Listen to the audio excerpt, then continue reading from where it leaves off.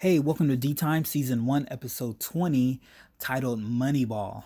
And the reason why I named it that, for those that know the term Moneyball, is a term, I believe it's a baseball term where, teams, they build a team, a baseball team, in the most cost effective way. Using analytics and getting the cheapest player or the best player for their buck, and building competitive teams. And so I thought it was applicable when talking about finances. Particularly how my wife and I view finances. We're very we don't make a lot a lot of money, especially considering where we live in Seattle, one of the more expensive places, the expensive cities to live. And so we're very frugal. We do our best to live under our means, and it can become kind of analytical and formulaic, the way we approach it. And so I don't know if we're the only ones that kind of approach things that way, but I thought it'd be great to sit down with, someone who has a lot of experience, great insight in this area, Jerry Irwin, master of finance. I think he's someone that a lot of the people I know, particularly in our church, reach out to him, and discussing the matters of finance and how to go about it. And so I'm excited for you guys to hear my conversation with him in part two. But I'm curious. I want to know what people do to kind of how they approach finances. As a couple, married couple, or what helps you, in your finances, or even if you're a single person as well. How do you go about finances? How do you view finances? What's helped you? What tips or tricks do you use? This is an area where I'm learning more and more the different tips and tricks on how you can kind of help save without the hassle, or without the struggle, or different tricks to kind of stay on top of your finances. So please share all your insights that you have. Leave a message in the comments. You can follow the podcast at D Time Podcast on Twitter and Instagram. Send us an email too on financial tips at dtimepodcast@gmail.com. And I'm excited to hear what folks have to say. Please stick around for part two, where I sit down with Jerry, where we talk about finances and how to maybe how to even take that Moneyball approach and apply them to your finances. So stick around for part two. Peace. Hey, welcome back to D Time. I'm joined here by a very, very blessed guest, Jerry Irwin. Jerry, thank you so much for joining me. Absolutely. Awesome, awesome. So the episode today is about finances, and you're the first person I thought of when it came to this topic. But before we dive into that topic, I was wondering if you can take a few minutes just to talk about yourself, share about yourself, introduce yourself to the listeners. Okay. Well, I am currently the senior general manager of Alderwood Mall. I've been in the mall industry now for, a little over 20 years. And, it's definitely evolved. It's an interesting industry to be in. But prior to that, I worked at a university for about 9 years in student affairs, handling student activities and that type of thing. And I'm a graduate from Eastern Washington University. And then while I worked at Eastern Washington University, I was able to get my MBA. So that's, kind of lived around the West Coast a little bit, managed centers in Las Vegas and in the Los Angeles area, in Portland and Spokane, and now Seattle. So Awesome, awesome. So again, on the topic of finances, hmm right off the bat, your view of finances. How has your view of finances changed in regards to your faith? I think it's definitely changed as it relates to giving. I mean, the Bible is very clear on that. I mean, we are to be sacrificial givers. And, one of the things I've found is that, it talks about, obviously it's better to give than receive, but, you're paid back. I mean, it's not like a dollar for dollar thing, but, with tithes and thanksgiving, you're to offer your first fruits. And then, what I have found is, as, you stay faithful in it, God is definitely faithful. I mean, you know, sometimes you look at this and it's like, you know, the Bible says, you know, it's a, you know, kind of a minimum of 10% tithe. And, you know, you can look at your budget and you know, look at that and just go, gosh, where am I going to come up with that, or how am I going to do it? And I will tell you from personal experience, God provides. So it's, you know, it works. So, Right. and it, I mean, it just, I mean, God blesses you.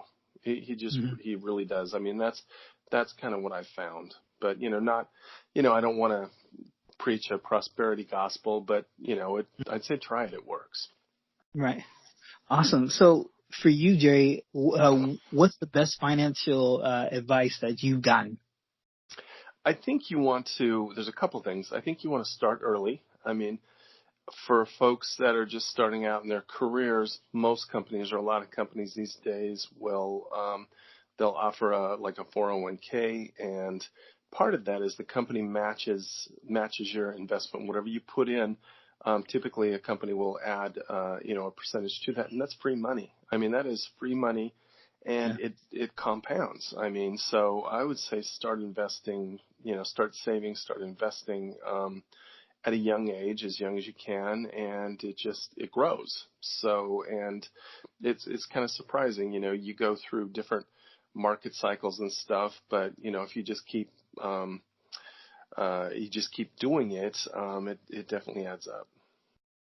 No, that's great. So, I know especially in today's world, it seems like there's so many people that, are trying to improve their finances, get on top of them, on top of their finances. So in addition to, starting early in the 401k, taking advantage of those, what are some things that, some small things that maybe some folks can do to get their finances in order? I think the first thing is to take a look at what you're actually spending. I mean, and I think it just makes sense if you're one of those folks, and we definitely have been one of these people. It's like, gosh, there's more month than there is money, and you're kind of living paycheck to paycheck. I think it really pays to sit down and analyze what you're spending every dime on. However you record it. Whether when you pay your bills, obviously there's a way to record that, but just like money, it's easy to just let go of. I mean, that drink at Starbucks that's now $5 or $6, or everybody's busy, right? So they're going through fast food. They're picking up fast food, and that's, one meal now is like $10 to $12. And I mean, Right. you do that a few times a week and it really adds up. And then at the end of the month, it's like, where did all my money go? So it's, I think food is definitely something. Going out. One of the things that I try to do, is just pack my own lunch. You can go, I'm lazy, so I like the little lean cuisine meals. I mean, you go to the store, you can pick those up on sale for like $2 a pop, and then you've got, you throw something, whatever, left over with it, and you've got a really cheap meal, and that kind of thing really adds up. Yeah, that's great. So I kind of want to throw something at you. I've started asking people this question, kind of like, Mm-hmm. what advice would you give to your younger self in terms of finances? Maybe there's like a missed opportunity or something like that. What's something you would share to your younger self in regards to finances? One of the things I did, which was really dumb. I mean, we were, gosh, I was changing jobs or something, and we really were strapped for cash. I didn't have a whole lot in my 401k, but I cashed it out. And at that point, you pay all the taxes on it. You pay, it's like a 20% penalty right off the bat. Don't ever do that. I mean, if you can at all avoid it, that is something. I mean, we certainly could have gotten by without me doing that. And like I said, I mean, I was really young, so there wasn't a whole lot of money in there. It seemed like a lot at the time, but that's probably, that was probably one of the dumbest things I've done. Mm. Yeah, I'm raising my hand to I've done definitely regret it. I think everybody does. I mean, when it comes to your finances, a lot of us, I mean, it's trial by fire. You learn from your mistakes. It's awesome. So kind of building on that, one thing I also like to ask everyone I sit down with and it doesn't have to pertain to finances. It can be about anything. But Mm-hmm. what's the best piece of advice someone shared with you? Gosh, I think, a couple of different things. Obviously, one of the things I talked about was starting young, but for folks that are in debt, one of the best things you can do is just take a look at all of your credit cards, figure out what rates you have, try to negotiate those down, and then start chipping away at the highest credit card, the one with the highest interest rate. As you pay that off, taking that money, whatever your minimum payment was, chipping at the next highest one. And obviously, in the meantime, it's like you're making your minimum payments. But if you're trying to chip away at debt, that's definitely a good way to do it, because before long, you've got, as you're paying down these other cards, you've got this bigger, chunk of change that you can use to pay off the next credit card. And, and I know a lot of people are in that position, and it's difficult to get out of. So. Awesome. Jerry, I know I wish we could talk all night about this. I know this is a topic that a lot of people care about, but again, I appreciate you taking the time out to talk about this subject. For anyone listening, if you have any questions, thoughts, or comments on this subject, feel free to reach out to us on social media at DTime Podcast on Twitter and Instagram, and dtimepodcast@gmail.com. Jerry, thank you again so much for taking the time. Of course. Yeah, happy to do it.